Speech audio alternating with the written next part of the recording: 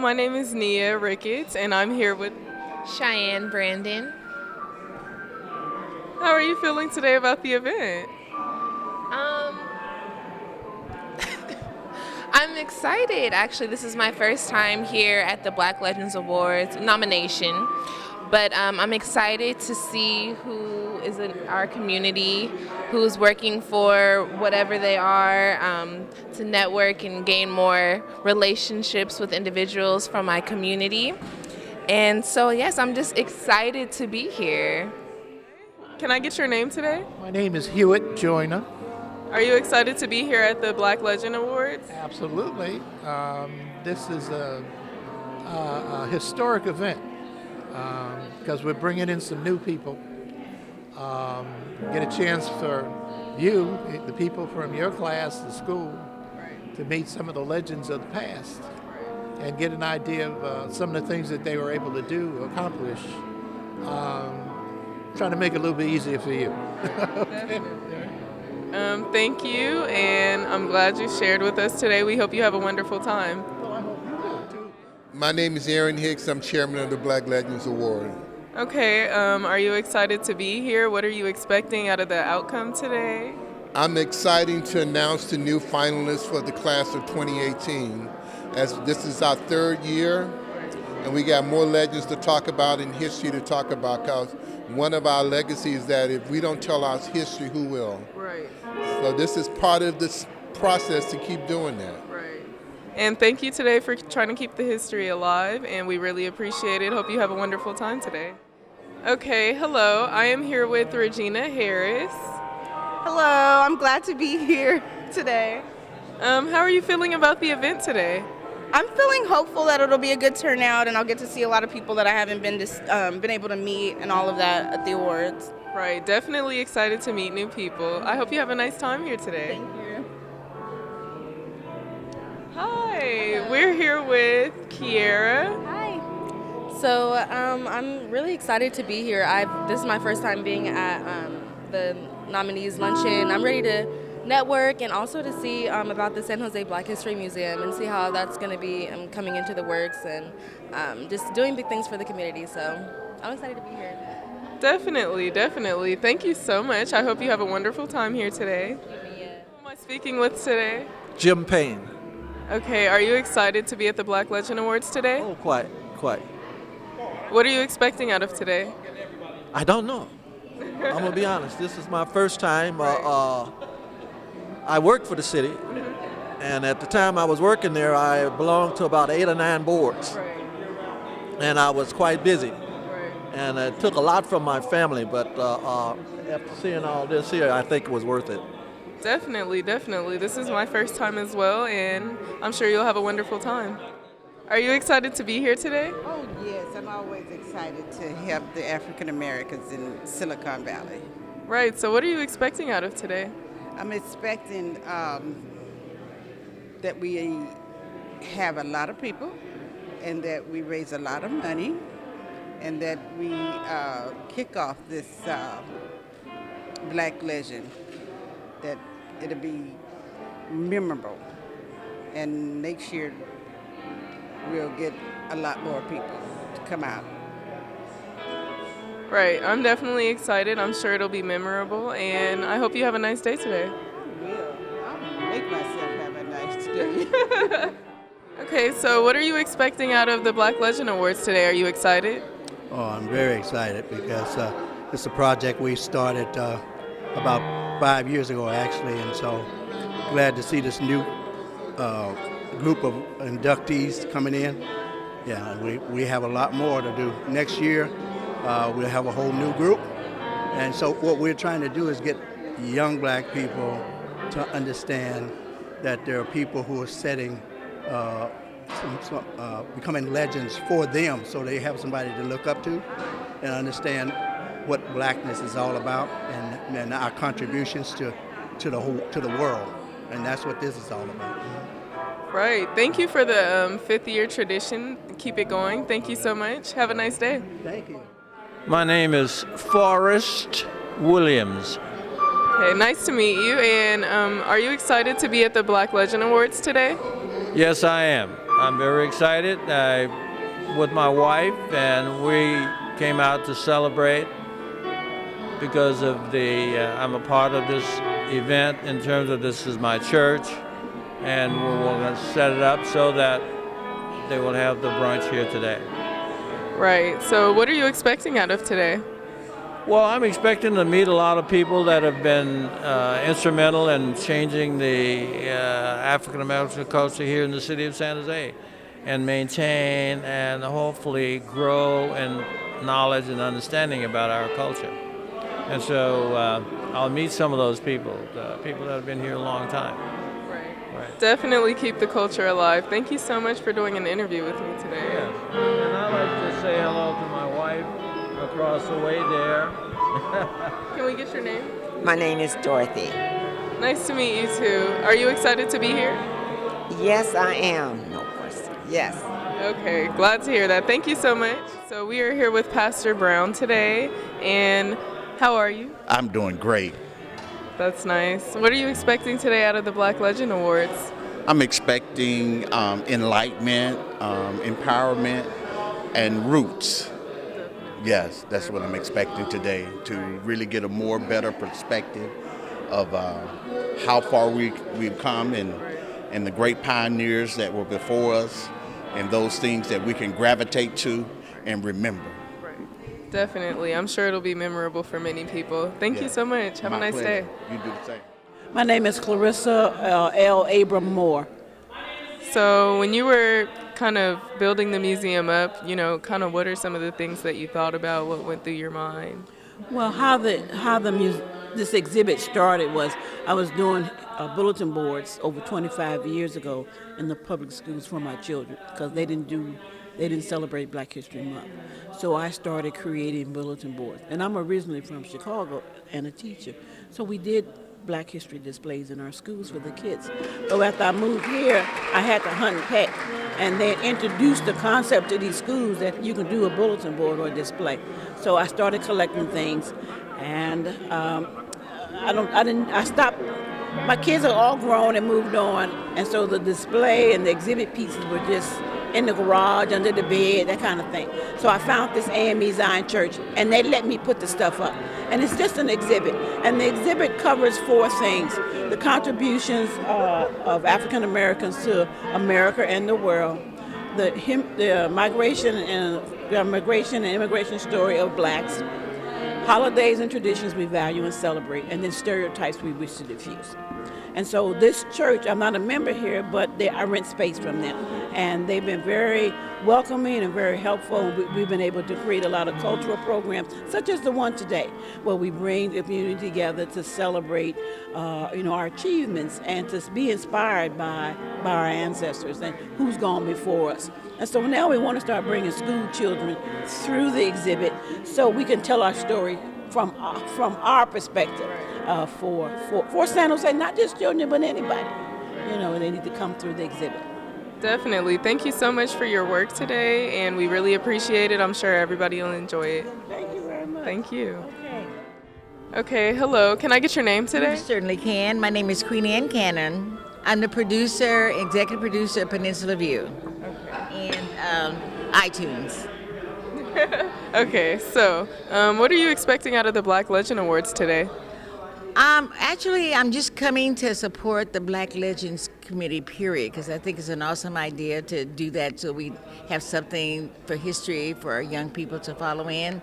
So I don't have any expectation. I'm excited about meeting the new legends that's going to be presented next year. So Definitely. Thank you so much for your time today, and I hope you have a wonderful time. You're welcome. Hi. Hello. Can I get your name today? Yes, I'm Ellen Rollins. Nice to meet you. How are you doing today? I'm doing well today. What's your name? My name is Nia Ricketts. Nia, nice to meet you. Hi, nice to meet you too. So what are you expecting today out of the Black Legend Awards? Well, to hear who the selected awardees for next year, and I'm curator of their first project, which is our brick and mortar museum here in San Jose about Black history and culture, the footprints of San Jose Blacks from the 1700s. So they don't tell you guys, right? So we have to tell. Right. We're going to tell our story. It doesn't matter.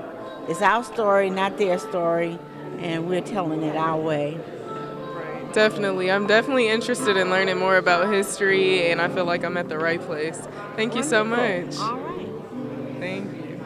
So, can I get your name? My name's Sandra Daly. I'm owner and founder of Sandy's Cobbler Cups Catering and more. Okay, so are you excited to be here at the Black Legend Awards today? Absolutely. It's been an honor. It's an honor to be able to prepare the meal for the group today because they've done so much and they've loved to support me as well as I like to support this event. So what do you have prepared for us today? Well, let's see. Today we have smothered pork chops, cheesy grits with shrimp and bacon, some smothered potatoes with bell peppers and onions. We've got an egg casserole with, it's a vegetarian, so just vegetables. And then we've got turkey sausages, and of course my homemade buttermilk biscuits. And then we have a fruit platter, just seasonal fruit, and then my favorite, which is bourbon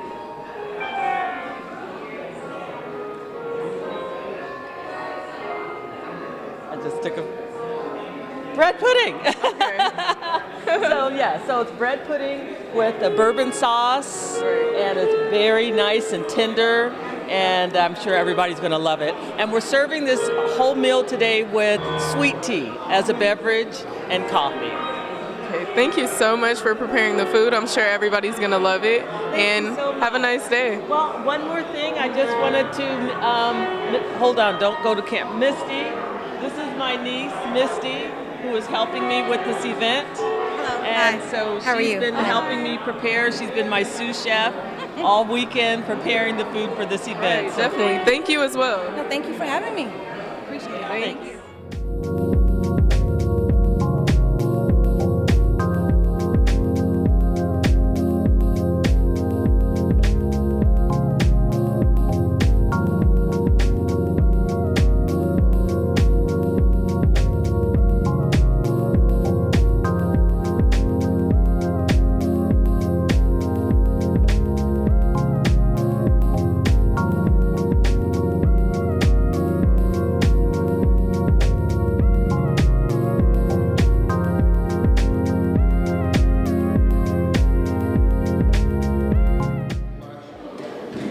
So glad to see all your smiling faces. Want to welcome you and thank you for coming. We'll try to keep things moving. Bob Schroeder was supposed to be the MC, but he wasn't feeling well, so I'm going to fill in to keep everything going. My name is Aaron Hicks. I'm the chair of the Black Legends Award. And today, the biggest thing is that we're going to tell you who the nominees are for the class of 2018. So that's part of that. But on the way there, let me tell you a little bit about how we got where we are today. I have a power presentation. I'm going to try to run it. But I think I will just, let me see if I can click through it. Okay, you're using somebody else's equipment. You already get some. Come on.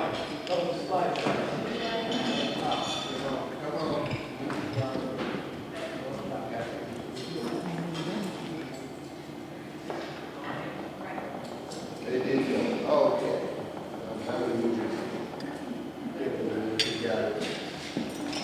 That's why we're a team. Everybody's helping us to get there. Again, so I'll talk the journey to where we're going. We'll talk about the vision a little bit, the Black Legends organization, as well as Black Legends Awards, Silicon Valley, the Hall of Fame, and supporting vision. Okay, our vision, to sum it up, is that we want to let everyone know that we, as African Americans in the Valley, we didn't just land here, we've been here for a long time. We have to talk about our accomplishments and along the way, we talk about our story and how we got here. So that's what kind of, when we talk about the vision, we're talking about the history of the Black community in Silicon Valley. Of the 17 cities that comprise the Silicon Valley, we have done a lot. This is one of the most powerful cities in the world. I think it's the third or fifth economic power in the world, and we're not even a state. We're just an area, and we've been here during the whole time. Black Legend organization consists of 3 of the oldest Black organizations in the area. The Joint Peninsula Service Agency, the Afro-American Community Service Agency, and Silicon Valley Black Chamber of Commerce. These 3 organizations are kind of the base of where we are today to help make this vision come to pass. And I have this one as the illusion of inclusion. We have always had the illusion of being included. We were finding out that we were not part of the program, but we're changing that each day. San Jose Black History Museum, look about that. One of those saying African history did not begin with slavery. Even though a lot of the other ethnicities think that's where everything started, but we know that. We're talking about building this museum here. We're talking about 2 museums. This is where you are now. I might have this person will talk about this current facility. But we're talking about the San Jose Black History Museum, Silicon Valley. They have 2 components, a physical component and a virtual component. We cannot match the historical museum in DC, but we're going to try hard because we are in Silicon Valley. A little effort, we can get there. So we want to make sure that this becomes a prominent part of the community, that we can educate our youth as well as educate the other ethnicities that don't know all what we have accomplished and things that we have done that they are not aware of. So that the physical could have 6 components. Up in one Northern Africa, the transition, establishment of slavery, talking about freedom, not realized, the civil rights era, and the Silicon Valley Black Legends Hall of Fame, which is what we're really talking about today. And we're going to talk about the police experience here, and obviously office space, and rooms that we can use other things for events that we can hold. So we've been very progressive in getting this, but why not shoot for the moon if you can get there? So that's where we're going with it. The virtual is pretty much the same thing, but with the technology we have, we're going to put that all online so someone can see it both ways. The establishing museum, this is a 5-year plan, and financially we're running a little short on it. This project started began in September 2013. How it began was that several members of the organization kept talking about our history, our history, our history. Well, I'm not from Missouri, but I'm from Detroit. And I said, well, stop talking, do something about it. And I opened my mouth, and here we are today. And I said, well, let's do something about it. So we started on this journey to create this museum. Like I said, the collaborative committee was established in 2014. The first fundraiser, our first annual Black Legend Award, which is the book that most of you see, was in 2015. So we're working on number 3. And that was at the Convention Center, still trying to push the envelope a little differently. Last year's one was at the A.M.E Theater, and then we're going back to the A.M.E Theater again this year. And for those that have not been, you must come. It's not a banquet setup, it's theater setup, so that our youth, our individuals can hear about the great legends that we're talking about. We have what's called a Wall of Fame. The Wall of Fame is really the preemptive to the Black Legends Hall of Fame. And what it is at the African American Community Center Agency, we have dedicated one whole wall to talk about the legends as we build on this foundation to keep moving forward. And then everyone in our community knows how we are, but how are you going to pay for it? So the strategy to pay for this is one, investors. We're looking for investors. This is a great project, but why not invest in yourself and invest in your community? So we do for investors. Private funding and public funding. The planning committee for the museum, and Mr. Joyner will talk about later on, are tackling different funding that's available to do this. But the key to all this, and they keep telling me, we need to have a plan, we need to have a collaborative showing that we're not playing, we really want to do this. This ain't just a pipe dream. And the more we do on our own, the more they will help us. So help us keep growing.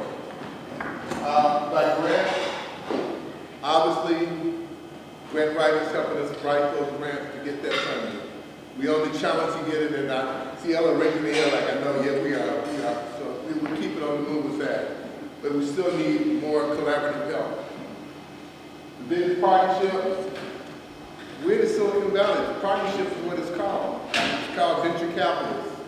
It's called partnering. That's how the Cisco's and Apple's got to be the top. They partner with folks to get there. So we're trying to partner with organizations and communities for us to take us to that next level. Donation, we're not too proud to beg. Donations always welcome. Sponsorship and fundraising. The Black Legends Award is our main fundraiser of the year. Everything penny that comes out of profit goes to the museum. The award is just a fundraiser. Folks thought we just throwing a party. No, the money's for the museum. The Black Legends Award, tell you a little bit about that. The vision of it, of the Black Legends, is to honor us, honor the legends who have done great things in a proper setting. Black tie, put on your best, come out and network, and learn more about the legacy that folks that's in your community you not may be aware of. The theme is Sankofa, which Yanni's where it means, but you gotta know where you, in order to know what you're doing, you have to know where you've been. And we know our youth don't know where we've been. You don't think anything about the bad property, trying to get hip hop, keep moving forward. We want to tell them about, in order to get to that next level, you got to know where you've been on it, and you got a foundation to build on. So that's why we constantly use Sankofa as our theme. A little bit about the ceremony for those who haven't attended. Who has attended the ceremony? I know a lot of folks have attended. What do you think about it? I'm open for discussion because I'm building on next year. This is the springboard for February 2018. Okay? So we normally have a pre-reception. Pre-reception is basically a networking opportunity. We do interviews. You've been watching all the interviews for the last 2 years this morning. Whereas the legends are interviewed and ask some provocative questions like, how are you doing?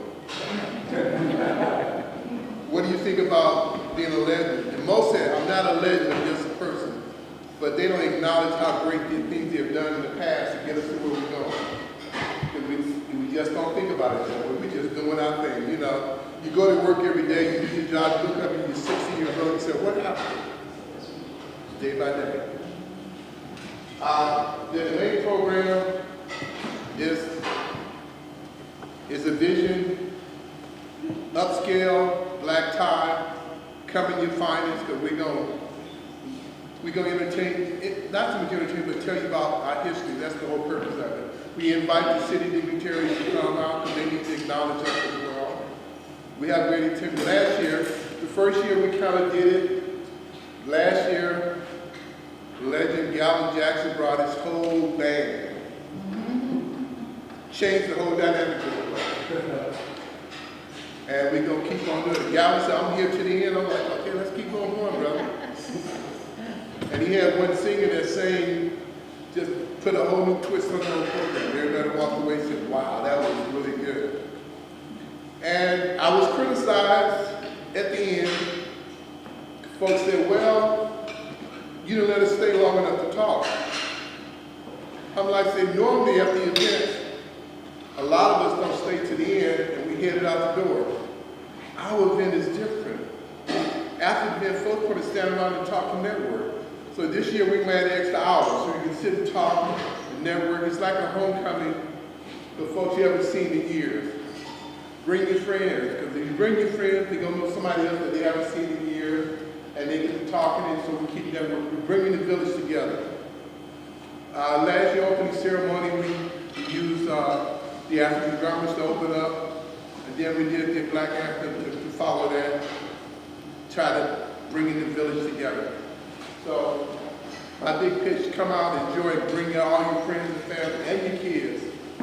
And part of our objective is to try to make sure we get some of our youth here. Today, we invited some of the youth from San Jose State because they are our future. We're going to try to bring the youth. So we try to make sure, if you can't come, give us some money, sponsor some youth to come. But the idea is to bring as many folks as we can there.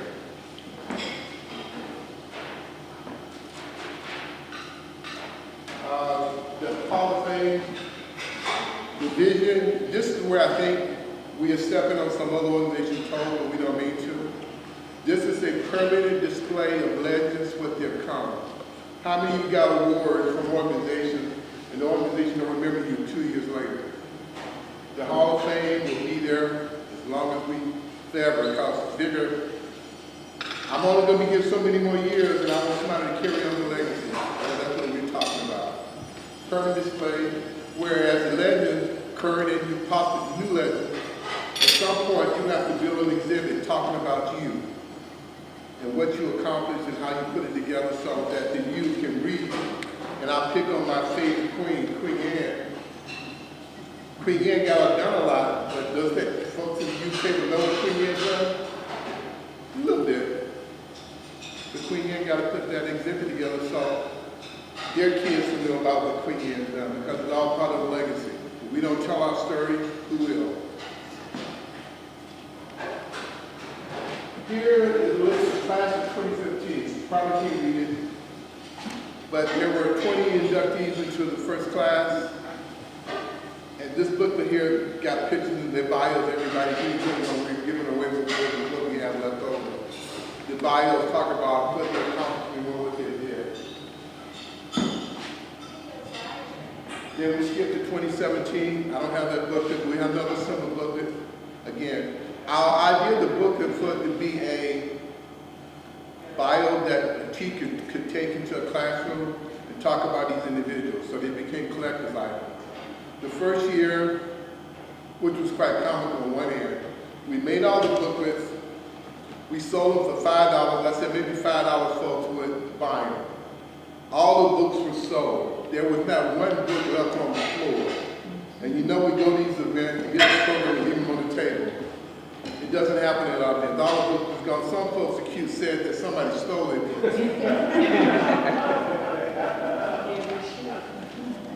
Man, I need a new book. I don't have any more. They're all gone. So we charged the same $5 last year. We had the same thing. All the books were gone again. So it was, so you shouldn't charge for the book. I said, it's $5. Maybe I should charge $25 or something. But it's not to deter folks from getting the booklet, but just to cover the cost to try to see if the $5 you want to leave, then take the history, share it. Because we don't share it, how does the story get told? Nominee requirement. In general, the nominees here, we can hear about a little bit later on. Someone said, what's the requirements? You don't have to be dead, you don't have to be alive, you could be a deceased member that we know about. And we'll want to acknowledge those what they're accomplished. General Curry, resident of the Silicon Valley. Again, I've been penalized by those folks in the North Bay. Well, how come you're not including Oakland? Because it's not the Silicon Valley. The Silicon Valley is its own dynamic world. We're trying to grow, talk about what we've done here. Maybe they have Cubans built up in the north. One in Oakland and one in San Francisco. Have you been there? Do they talk about it? They got a head start, but we're going to catch up us to pass them. That's what Ellen told me, I believe her. So that's what we're going to keep working on that. And we have different criteria. Biggest thing with I'm a time bomber. Meet the deadline. The deadlines, everything starts sliding. then we slide, and then we accuse of being late. So, as folks who are nominees know that I'm constantly sending email like, where is it? How can we ever send it? Because I want to keep us on track. That's one of the things I'm all about. These are the cities that consist of what we call the Silicon Valley community. The one questionable variable some folks with EPA. EPA is part of the valley as far as we're concerned, so those are the cities that you can come from. Okay? So that's what we define as Silicon Valley. Well, like I said, that's not saying we don't tell our story, we will.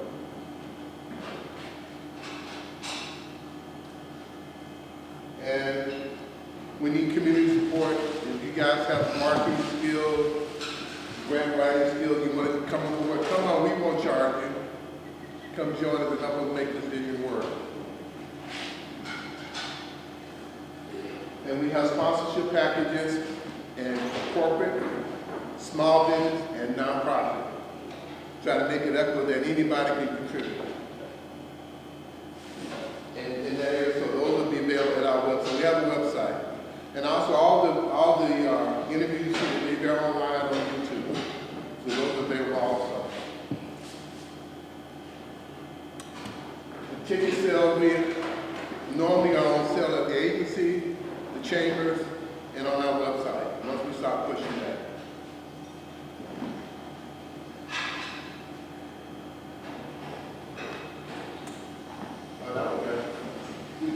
We're not makers of history, we are made by history, Martin Luther King. Okay? And Huey is our treasurer, if you want to contact him. Huey loves for folks to give him money. He won't say no to that. So that's, and I'll bring some up a little bit more later on, but at this time, I would like to introduce Clarissa Moore to talk about this facility and how historic it is that it's playing as part of the journey.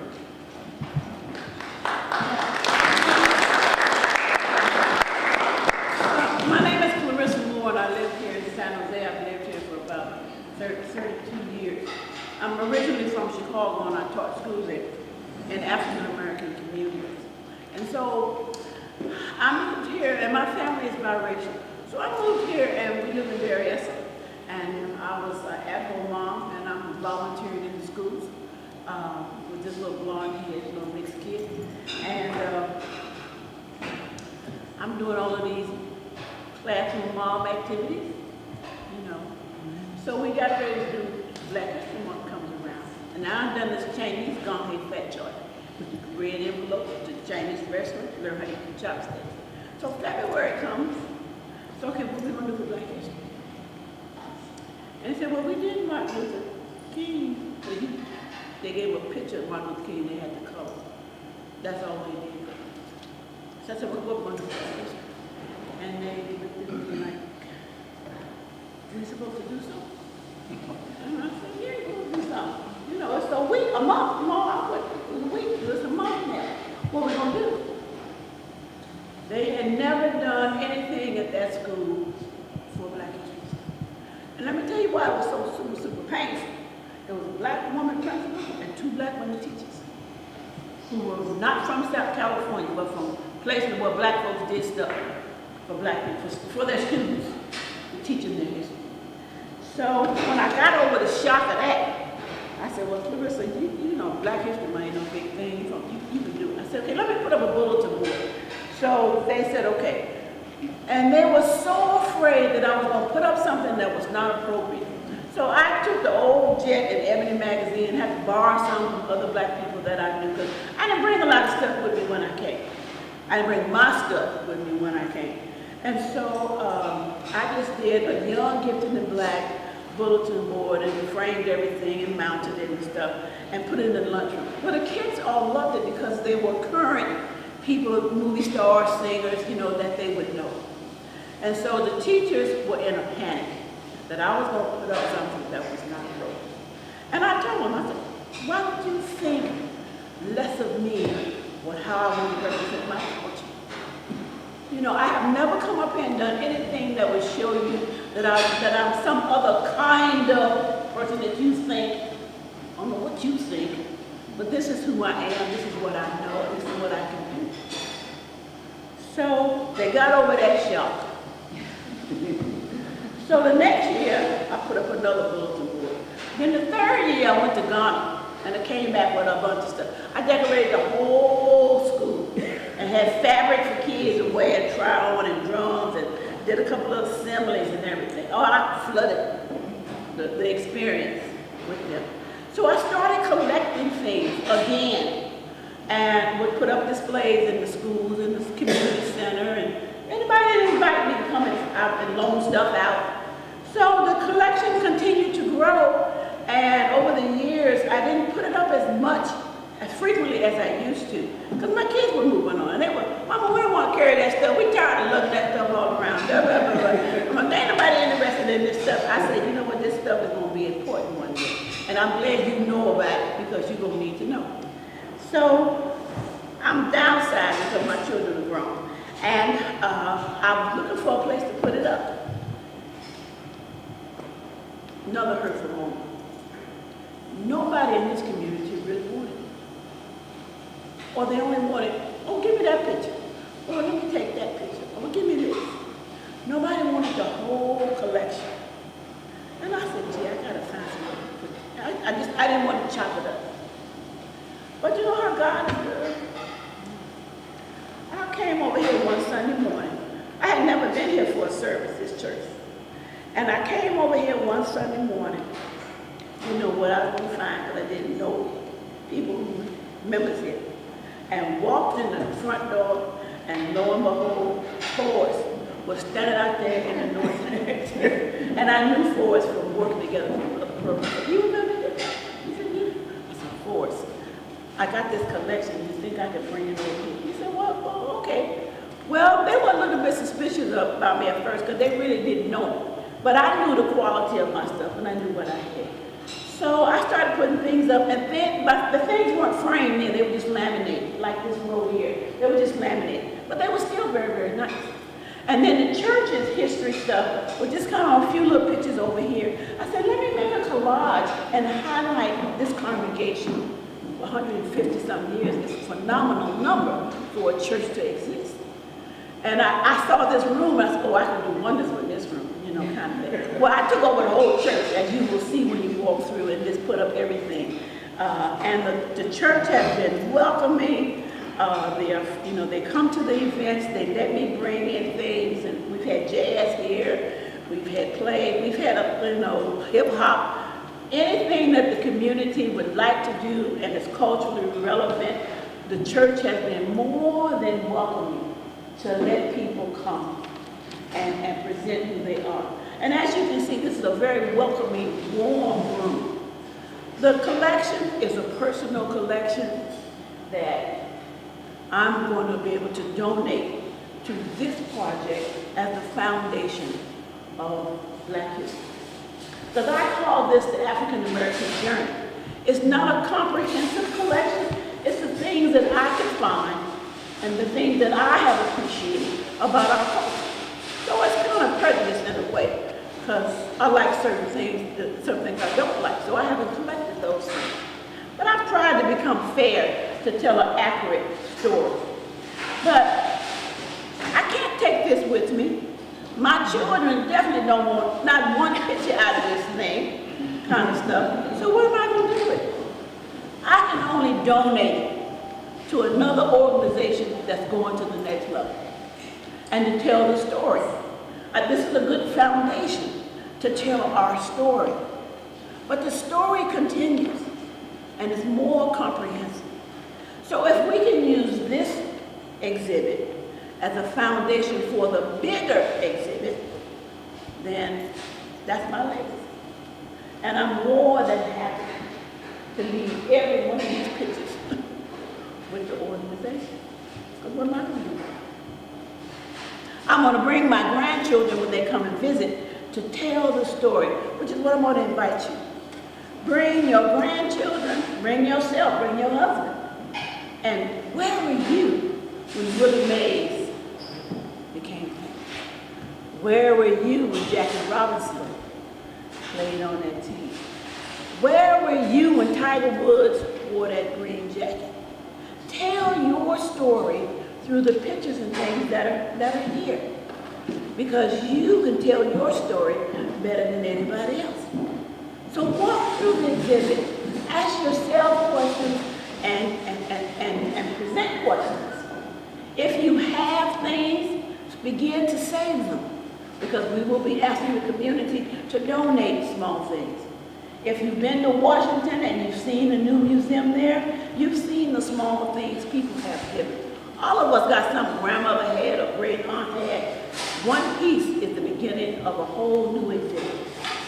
So begin to collect things. When you out somewhere, I do a lot of secondhand shops, go to all the Goodwill. You'd be surprised what you can find in these Goodwill secondhand stores. People throw away stuff. Probably this younger generation, oh, I don't want that. Grandmother had, it means nothing, but it does. It's valuable. So keep an open eye for when you're out traveling around and you see, or when you travel, see things, begin to collect things, even books. Begin to collect things that you have because the story is phenomenal and the story is worth telling. West of the Mississippi, there are not large museums like, I'm from Chicago, Detroit, Washington, New York. We know about those big museums there, but west of the Mississippi, especially as we go down further south in California and Arizona, we don't have these collections to tell the story. Most people are doing what they call these little pop-up museums, and they're only telling the story regionally about who their people are and what happened. So we're a regional area. What happened here was Silicon Valley. So that's the piece of the story that people who've been going to the Smithsonian conference every year, Black Museum, they are so excited that we are beginning to tell the story of what happened in Silicon Valley with African Americans. You know, that Hidden Figures lit up everybody's eyes and interest about what happened. But we are already on the track to begin to tell that story. They are waiting for us to get more organized and come out here and assist us to build the museum and to tell the story. But we all have a part to play. It is worthwhile, worth our time and our energy. If you have any extra time and any interest, I invite you to be part of the planning and the designing of this, because it's going to take a lot of hands and a lot of ideas. But what I look at is we got some of the foundation. We already have that in hand. We got a historical African American church.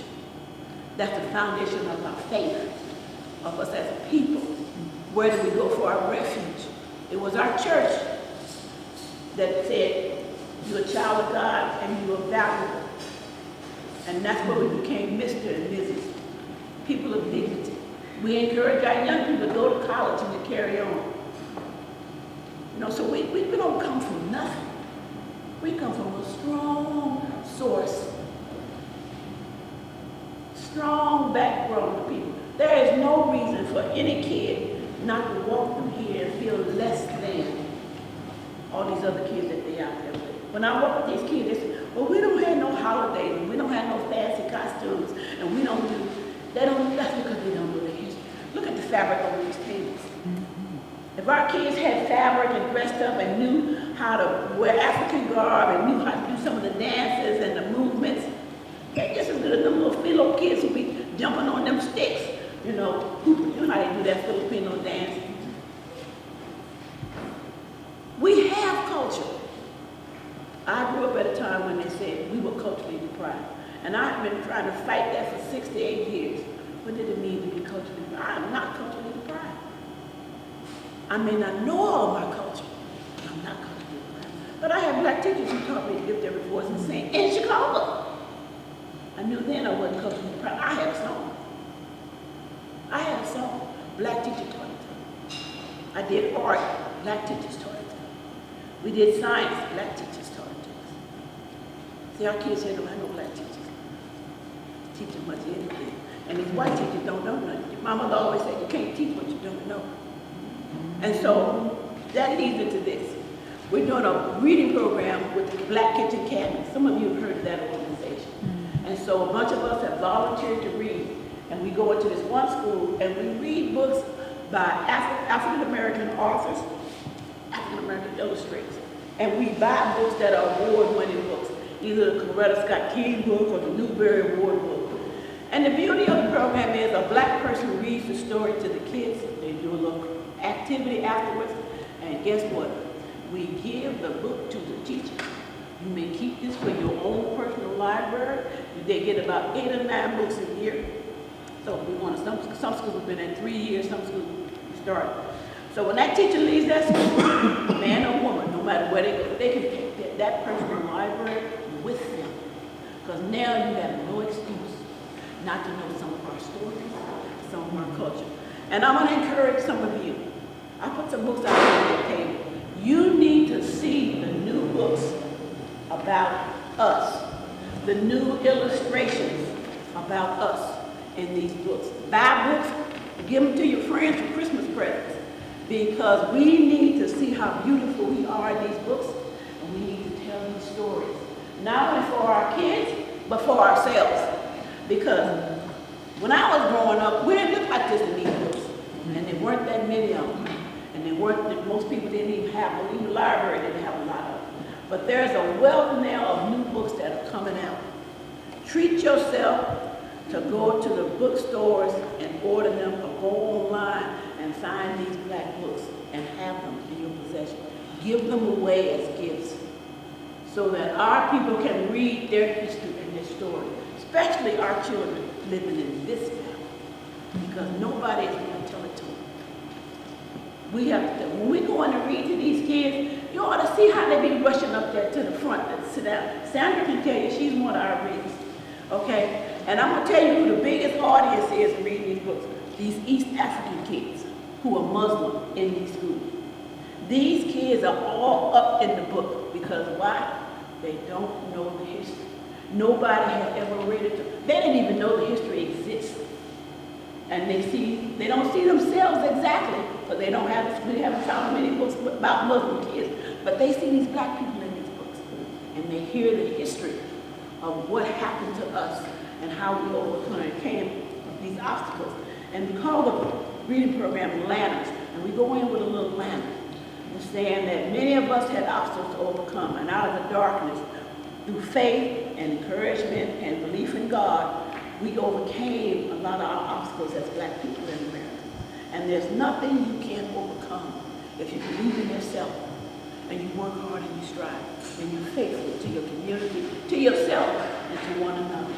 Because we've done it as a people and have done it ever since we've been in this land. The only way we have survived is because we have stuck together. Read these new books that they're illustrating for our kids. And this museum, we can do our music, we can do our culture, we can do drama, we can have luncheon and events like this where it celebrates who we are. And we don't have to be afraid, we don't have to be afraid and not proud of being African Americans, being black, all shades of black. We got all these mixed kids we got. I'm one of them, I got 3 mixed ones.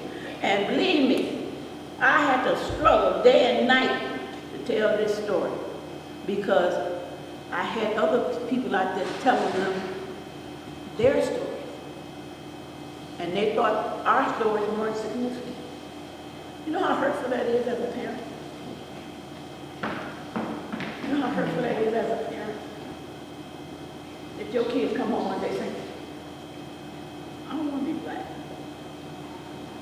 Well, I mean, you ain't got no choice, get over here. You know, but my little boy was born with this blonde hair. I don't want to be black. I said, well, you don't have to be black today, but there will come a day when you won't have to be black. So I'm training you.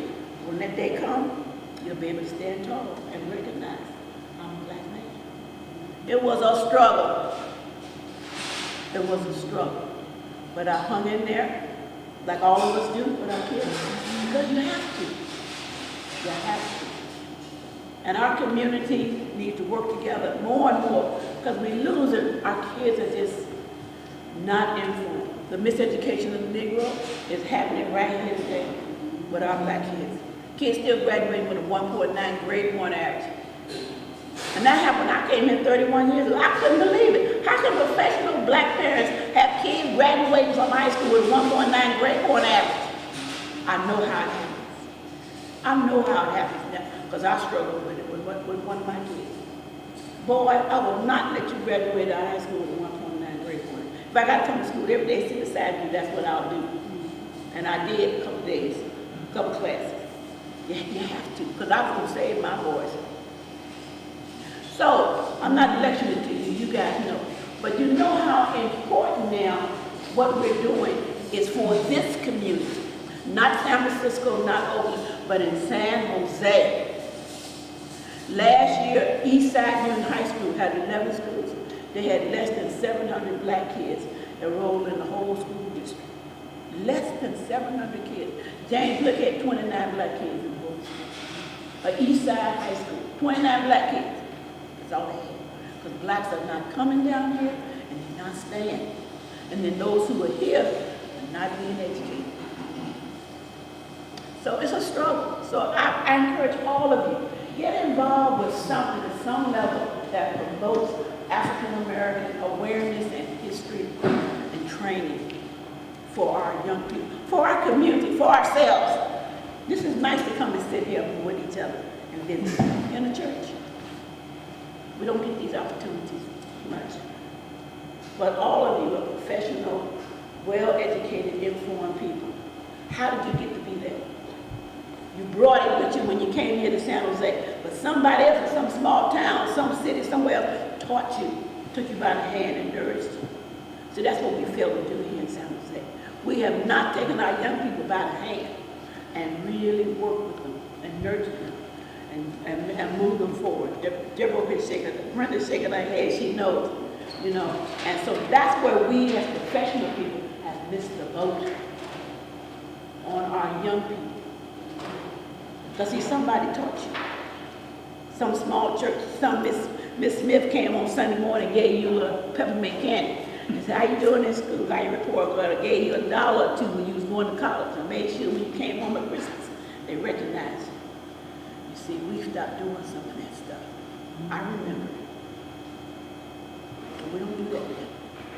But we got to go back to it, and this is a story. But this project is going to take everybody's interest. Everybody's $2, everybody's picture, anything you got. It's not going to happen if we don't work together. Thank you.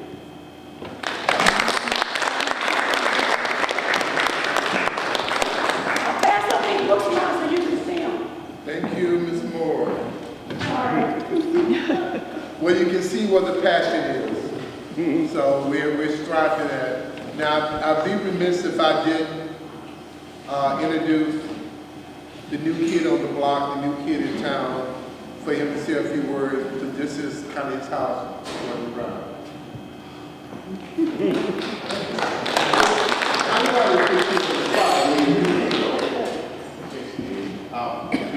Thank you for coming.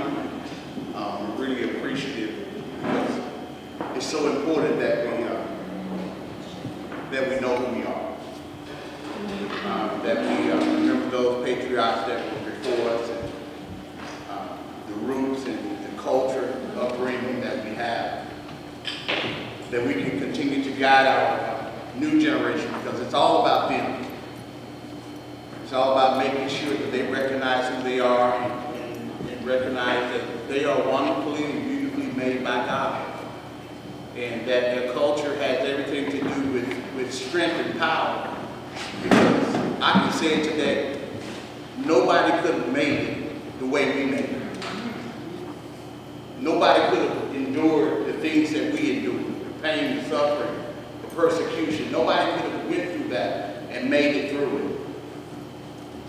So this is why we sung the song, Way in the Water, you know, and Amazing Grace, and all the wonderful songs we sing from the history of the hymn, because these things are true. So we sing those songs out of truth, but I'm out of truth. So I'm so glad that that we're here to celebrate today. And this is God's house. It's open. We thank you for blessing us with your presence today. And I'm Pastor Brown. My wife is downtown They did a walk today for those for the Unity group, and so she's walking, and now she texted me. She said, "I'm ready." I know she's tired, but we only been here 3 months, so these 3 months have been very enlightening, very stretching. I'm being stretched. I'm growing. San Jose is a whole nother planet.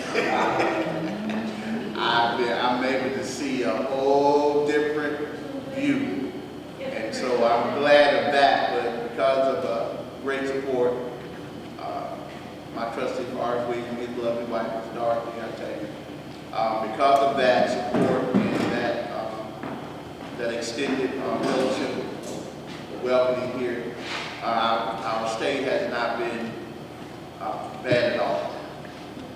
So we're continuously growing, and my wife is excited and she's ready to go home and see her grandbaby. But I understand that, so I will let her go see her grandbaby. His birthday is October, the next month, so she wants to go see her grandbaby. I can't stop her from doing that, but I'm going to be here. So if you want to, anytime our doors are open, come and see and experience God with us one Sunday. I have a passion. I love reaching out to you. Come and experience this. And thank you, Ms. For everything that you all are doing here. You know, this is a great service.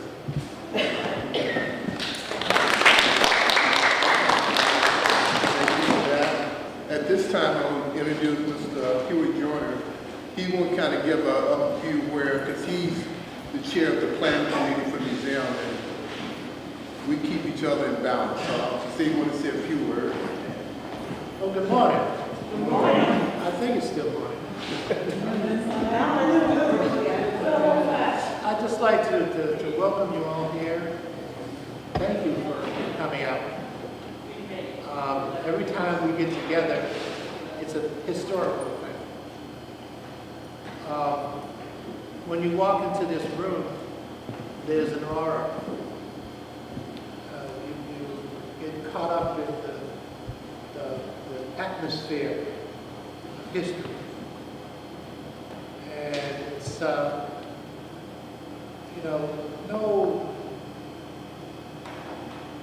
trying to think of a coincidence that we ended up having our planning committee meeting to sit in here in this atmosphere and talk about moving forward. And in our deliberations, we finally ended up saying, well, instead of going out there and trying to get involved with somebody else's property or somebody else's vision, why don't we stay home and create our own vision? Why don't we stay here? This is a historical monument that we're in. This church has been here for 153 years. This is the church of the Revolution. Why should we be going anyplace else? This is the foundation. So essentially we decided that we're going to stay right here and we're going to build this. We're going to renovate it at some point. And I'm going to take you through a walk through history as we envision it and as this museum will be set up. But before I do that, I'd like to introduce the people on the planning committee. We have Ellen Rollins. Ellen, hello, everyone. Welcome. So glad to be here and be here with you. This is my passion, is my motivation. I got that from the Black CEO. And I like that I'm with you all for the rest of the year. Our story is my passion. And my motivation that our story be told in our truth, not other truth. It have plenty of that. And here in San Jose, from San Jose State, I cannot believe that Reverend Peter Casey and Mother Ann Casey ran the Phoenix Academy off of Fifth and Williams for 27 years in 1853 until they both passed away.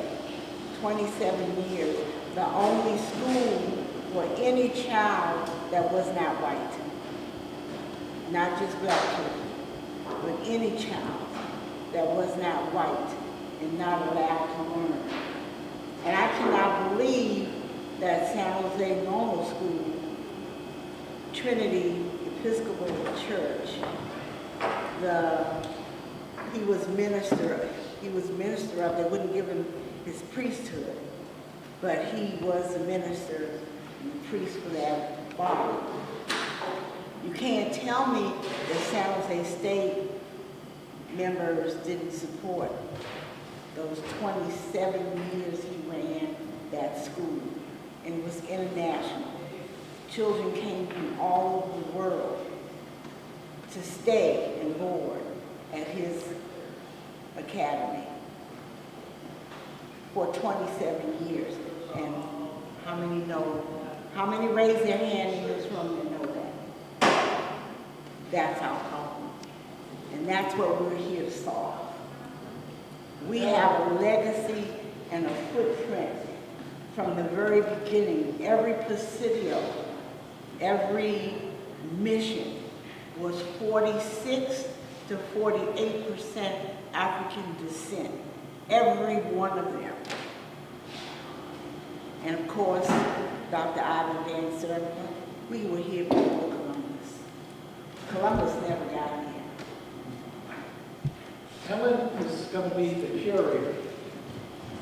As you can see, she's very knowledgeable about African American history. We have Clarissa Moore, is also planning committee. We have Aaron Hicks, who's on the planning committee. We have Forrest Williams, who's on the planning committee. Forrest, I just want to say welcome. Of course, myself, Helen Norman is not here today, but she's also on the planning committee. And then Bob, who was going to do the MC, had to leave a little early because he wasn't feeling up to it today. So that's the planning committee. The vision, the dream is to have an institution where you can get a Black history lesson. Not just have a building with a bunch of nice stuff in there. Okay, it doesn't really tell a story unless you go into each piece. But to be able to walk through history. So I want you to envision this. Just close your eyes for a second. We're going to walk through Black history. You're going to enter the doors into Mother Africa and enjoy the wonders of Mother Africa, the kingdoms, all the traditions that we brought forward in culture, agriculture, engineering, architecture, all of the wonderful things and gifts that came out of Africa. Medicine. From Africa, we're going to go on a voyage. The voyage is to the rest of the world. Not just on a slave ship, but merchant ships. Before slavery. Throughout the whole entire universe, Black people have ruled. Slavery is just a small part of our history. Then we're going to land here in the United States, and we will talk about slavery. We have to tell that story. We have to tell it the way it was. Slavery all the way up until the Emancipation Proclamation and the Civil War. Then period called the Reconstruction period. That period was when they said we were free, okay? Then they changed all the laws, okay? It changed all the mores to make it tougher for us to survive with this newfound freedom. This is where the Jim Crow laws came from, the Ku Klux Klan, some of these other organizations that are out there to keep us down. But we also, even despite that, we made tremendous progress in terms of senators and congresspeople. But that scared them to death. All right, so we take that all the way up to the Civil Rights Movement. And then the Civil Rights Movement started with SNCC, and some of the other organizations, Martin Luther King certainly, but certainly Rap Brown, okay, certainly Stokely Carmichael, certainly Huey Newton. A whole lot of people made this happen. So we need to be able to give that story, get people to understand what that is. We're going to give that history all the way up until Obama, to be able to show how we built the momentum to have a black president of the United States. And then finally, the last piece is the Silicon Valley Hall of Fame. And this is where we talk about our contributions to this particular area. Who we are, what we did, how we're involved in every piece of technology that's come out of this valley. Now, we just weren't here. We're not consumers. We were creators. So when you walk out of that museum, you got a history lesson. You have a much better idea of who we are as people. Now, one of the things that inspired me was teaching over at San Jose State University. I spent about 20 years working with kids from all over the world. And interestingly enough, very few black students. Whenever I saw a black student, I was in heaven. But Asian students, people from all the Asian countries would come here with no notion of who we are as black people. The only thing that they knew were the things that they had heard, which was mostly negative. The only time that they really had a chance to really understand what black people were about was what their interaction was with other black students on campus. This is where they got to really understand that we're as good, if not better, than a lot of people. This is where they got all those myths taken care of in terms of dispelling bad information. So this institution is going to be here. We're going to start here. You can imagine this room. We're still working on how we're going to construct it. But this room will be divided in some manner. We have other rooms a little bit later. I think Clarissa's going to take you through a little walk, a little tour, for those who want to do that. But we'll have all 6 of those exhibitions here. So that we'll set it up so that there'll be a way that you can walk in, walk through, and walk out. So that's basically, our vision. We have a parking lot that's on a corner. That's going to be where the new building goes. We're going to start here. We're going to get this thing going. We're going to get building momentum. But later, we want to build buildings. Okay, it's not going to be the Smithsonian, But I figure you could put a 3-story building in that parking lot with parking. Okay, and then bring it to the next level. So we've got a dream, we've got a vision, and we're moving forward. So hopefully you'll get involved some kind of way. There'll be information out about how to get involved. Certainly you can work on the planning committee. There are other ways you can do, you can help us. Certainly if you got a big fat checkbook, we're looking for it. But other than that, I just want to welcome you here. We want to move on with the program. But there's one thing I want to do. Because something happened last year. We inducted a young man who, in the business and entrepreneurship category, was a legend. And I'm sure you all know him. We're talking about Charles Jones. Charles Jones. And Charles told me that I want to get involved. Come get me. Okay. Let's do something. And he passed away. He had that kind of enthusiasm that you need to move to the next level. So I just want to take a moment and get a moment of silence.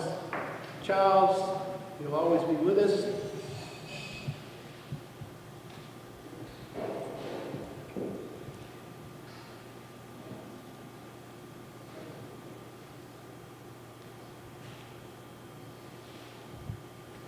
And as we all know, we're going to get there someday.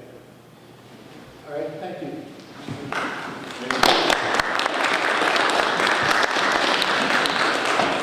Well, I was going to, as we move forward in the program, because I'm trying to keep everybody on target, we're talking about current legends and past legends. And I'm glad you honored Charles A. Jones. That's my next thing to talk about, the legend that passed this year. He was a phenomenal person and movement, his legend. Now, let's introduce the class of 2015. I think the only ones here is Huey. Yes, sir. Everybody sitting in here was busy. Your legends are busy. Need a little help. Class of 2017, Queen Anne Lee. Yeah, she had some lessons. She had love songs. Anybody else in class of 2017? I don't see anyone there. Oh, I'm sorry, Galvin. I know you'll beat me up later. So Galvin Jackson from the class of 2017. I know someone said, what happened in 2016? 2016, we called ourselves being strategic because the one in 2015 was in September. We skipped 2016 to move into Black History Month in 2017. So we want this event, the recognition, to be the staple for the Silicon Valley and doing Black History Month. So we're in Black History Month. The event will be February the 10th, which you will hear a lot from me about that. And we're back at the amphitheater, and we're gonna make it rock and roll and make it great and those things like that. So with that in mind, the only thing I can do now is talk about the finalists for the class of 2018. Would you guys like to meet who they are? I think a lot of you guys are here, so I want to welcome you. So part of the process, I think most of the nominees know, was voting. So all the current legends had to vote on who they thought could be brought into the Hall of Fame. The Silicon, everybody keep kind of changing my name. It's the Black Legends Hall of Fame Silicon Valley. We put the black up front because we didn't want to get lost in another Silicon Valley branding. So it's the Black Legends Hall of Fame Silicon Valley. And these are the new inductees into the Black Legends Hall of Fame. Everybody got a Hall of Fame, we got one too. Hey, we're famous. So stand by us, let's grow. So let's see if I got my slide deck in order. Could we have, as you introduce them, each person just say a couple words? Huh? Can we do what now? We have the new inductees have a chance to say just a couple words. Anybody want to hear from the new inductees? Of course you do.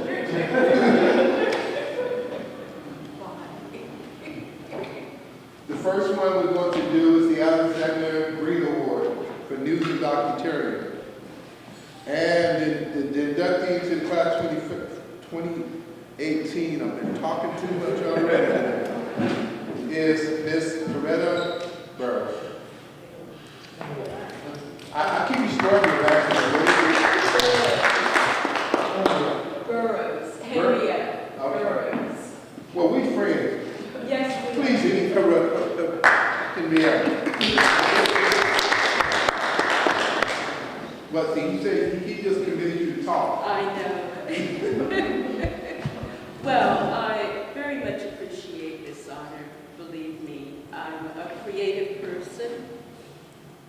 I think of myself as a visionary, and it just makes my heart soar to listen to the vision that has been outlined today. And it makes me very, very proud to hear the passion that has been put forth about who we are as a people and our history. And I just want to say, now you said a few words, I'll try and keep it at some few words. But we think of European history with the Greeks. And yet it was the Greeks who said all things new come out of Africa. And they were the ones who went to Africa for their inspiration. And that's something that we should know and we should keep in mind. I believe in multiculturalism, but I believe if you're really going to appreciate multiculturalism, you should first be grounded in the culture in which you're born. So I'm very, very proud to be here, and thank you so much for allowing me to be a part of what you're doing.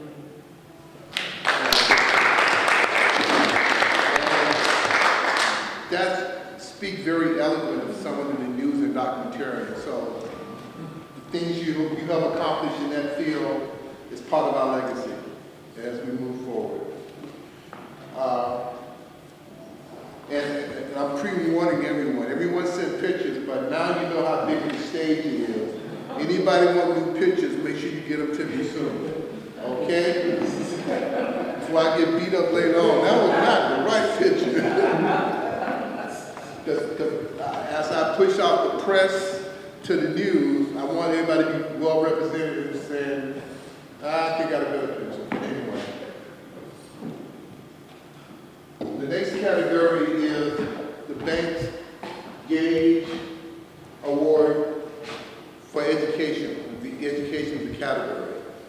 We have two individuals in that category. Both were voted through. So we have Mr. Keith H.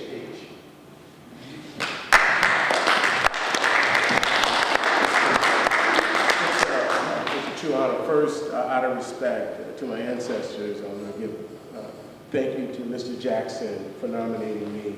It was a true honor to have a legend, to nominate you. I'm truly honored and respected by you. I've been at Evergreen Valley College for 23 years, and the one reason I came to Evergreen Valley College is because they wanted me to come down and work with young African American students, especially in the field of English. And for many of us, I am bilingual. I don't disrespect my ancestors, right, when they talk. At the same time, I understand I need to educate a lot of the young folks so they can get a job. And right now, education is a passport to success, especially in this area. And I'm truly honored to be in your presence. Thank you so much. Thank you.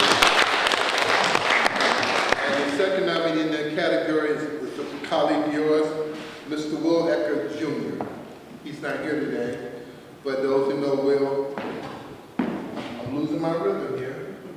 That's your, we good? I gotta get a smile, catch you. See what I mean? And Mr. Will Ecker, those who've seen him around.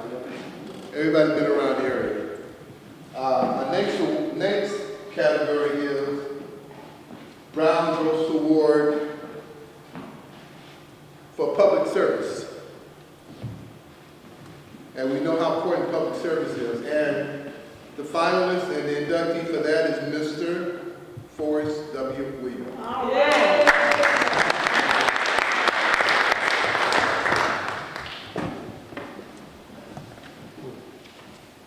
never expected. But I'm appreciative. I want to thank Queen Anne for nominating me. I want to thank all of you, because where I am today is on the backs of those who gave their lives, that time and that energy to make sure that we move forward with education. My mom always said, education is the key that unlocks all the doors. And I have found that to be true here in Silicon Valley. When technology raises the question, there is no color in terms of the problem solving. The ability, the skill, and the education helps move Silicon Valley forward. And we have played a significant role in moving Silicon Valley forward. Silicon Valley is the technology capital of the world. Not just of California, but of the world. Many have tried to duplicate it, but have not been able to do so. There's a saying, if Silicon Valley sneezes, the world catches cold. We saw that with the downturn. I have lived this life. There's been no other culture in my life but the black culture. I grew up in Alabama. I was there when the dogs were biting and chasing and snaring.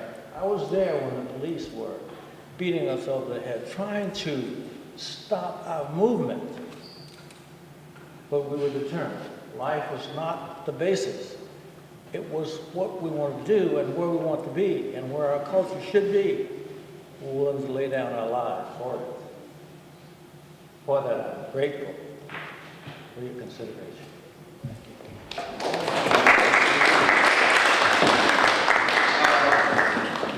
When I used to call myself a transplant to the Valley, but when I came here, every event I went to, they used to say, representing the city, Mr. Forrest Williams. I thought he was the mayor.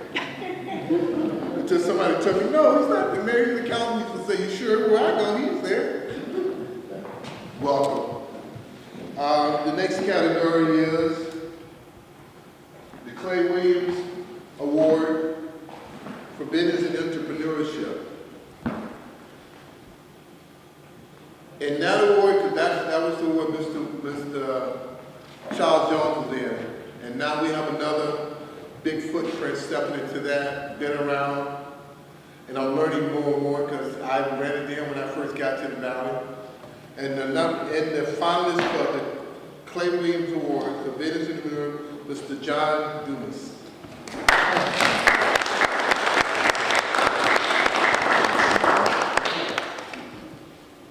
It's my pleasure to come down with this presentation awards. And my wife and me, son, because we felt this is home, all we live in a different area. Well, like most of them, the idea for awarding these people who've done a lot of things coming up from East Hall to here, it was the best experience of my life as a young man. And now at 82, kind of like look back and say, man, this has been a wonderful ride. Because we had a lot of opportunities that came our way, and we took advantage of all of them, most of them, right here in San Jose especially. And we still in business in a sense, because I like being here. So we come down like once a week or a week, be part of the business opportunity here in San Jose from time. Right now, I'm just honored to be in this church for the first time I've been in, or the second time. I brought my grandson here, other grandkids, all come in and take advantage of this wonderful church. And this is an honor to be here with my family. Thanks for the opportunity to move forward. Thank you. Welcome. Welcome to the hall.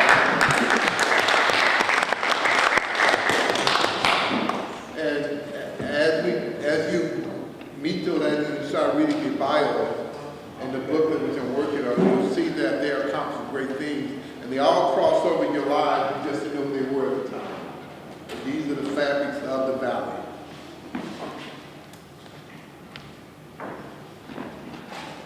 I want a new picture. Okay? I'll tell your wife you need a new picture.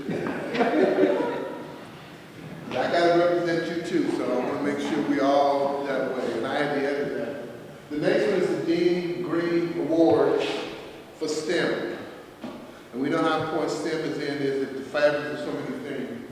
Because STEM been around, we were doing STEM back pre-slavery time. They keep on to change the name, but we've been technologically equipped since the origin of our legacy, our family, and everything else that's together. Now, the finalist for that is Miss Karen Bradford. I don't think she's here today. I think she had another commitment. And she's over at NASA. So we're keeping the technology going. So we'll meet her in February. The next award is for, and that's a picture of her. The next is the English Higgins Award for Health and Medicine. And we know how important health and medicine, it keeps us moving in all between the education aspect of it, the practice of medicine. The finalist for that is Mr. Dr. Oscar Battle, Jr.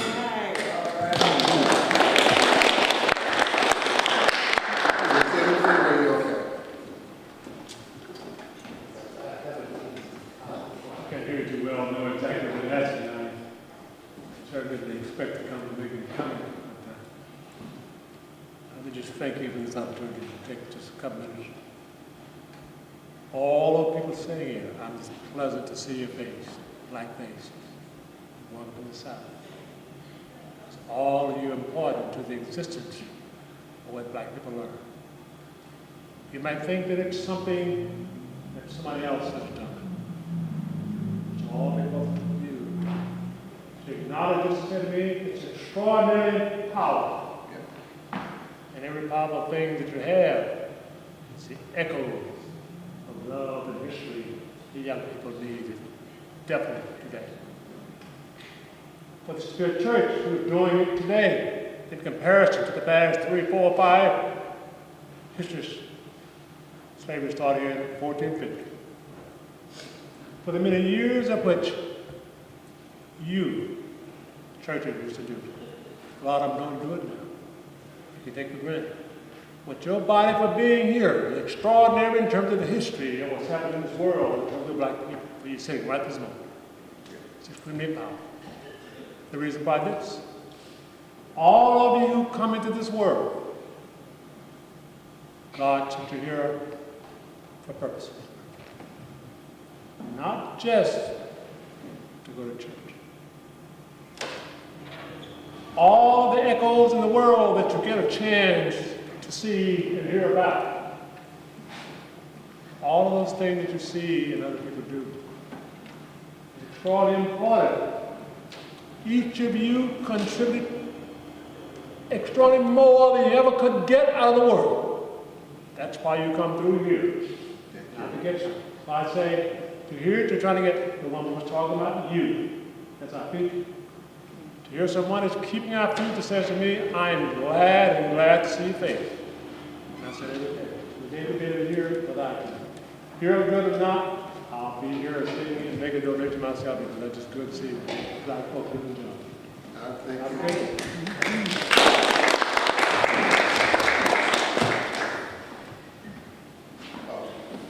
Keep putting the picture up there. There we go. The next one is the Harding Sweet Award for Law and Justice. And you know, they're accused of breaking the law, but we do create the law. And we gotta make things better. They have 2 in the category of law and justice. We have Judge David W. Epps.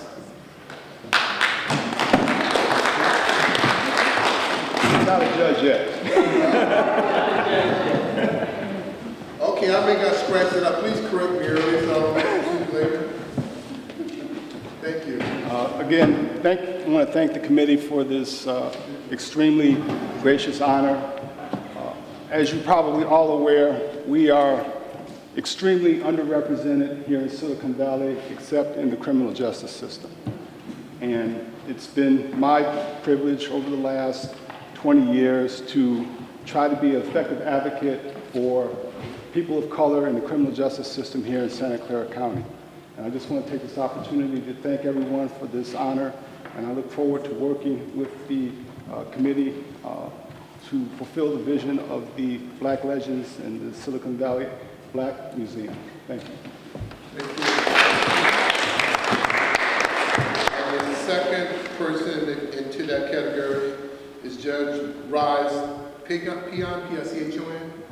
I know she told me she wasn't. Judge Risa Pichon. Pichon. She has an accent on it, so I apologize, but she's not here today. Okay. And the next category is the Harris Washington Award for Spiritual.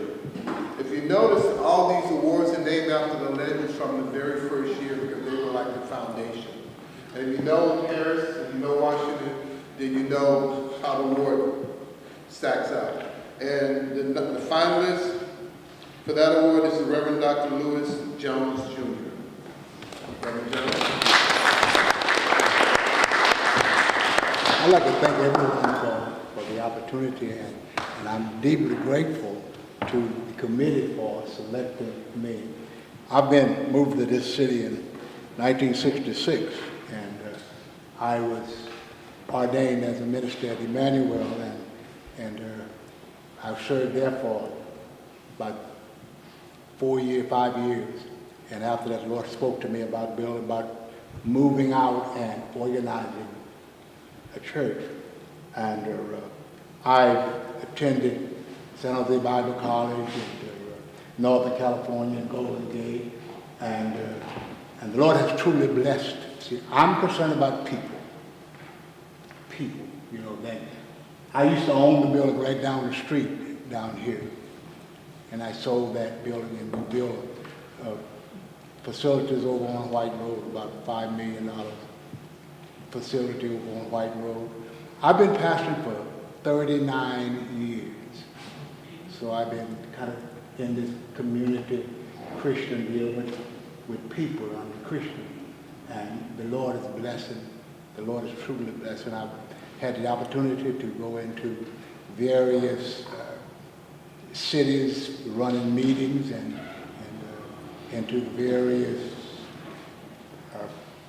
forts running missions for the military and all of this kind of thing. But I am deeply grateful for this opportunity here, to the ones who are thought enough of me to bring my name up to the committee. And I would like to thank you and let you know that I'm deeply grateful to each and every one. Thank you.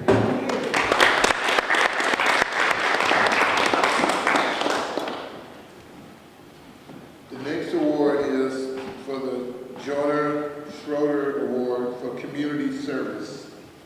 We have 2 names in that category. The first name is Miss Inez C. Jackson. All right. You know what I'm talking. Miss Jackson has passed on, and I believe her granddaughter will represent her at the award ceremony. But we want to acknowledge that. Her name is on a lot of things. And the second person in that category, community service, is Mr. James Payne. I know a lot of you probably say, who in the world is James Payne? If you look at the bottom of the program, you will see Joyner and Payne. I'm Payne. Joyner and Bob, they were the leaders, I was the worker.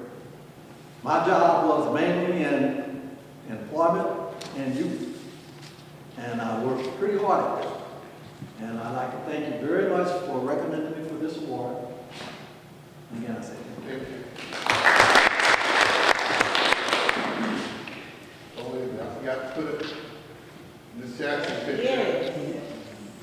And you like that picture? You done look like that?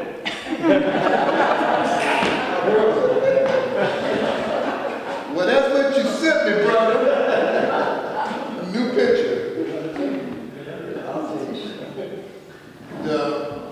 The final award for this category, we have 10 categories. The final award in this category is the Piper Wine Award for Art, Theater, and Music. And the finalists and nominees for the induction ceremony, he has passed on, Mr. Carl F. Ray, but his wife is here to represent him.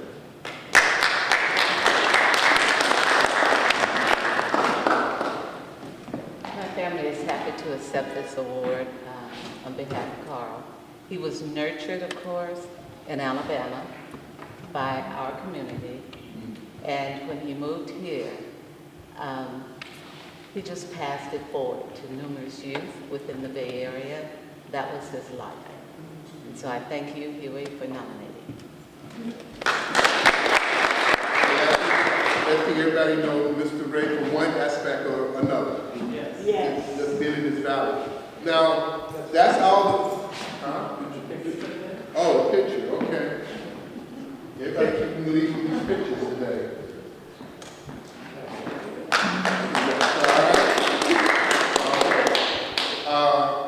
So that's all those categories there. What I'd like to announce that we're working on is a community organizational award.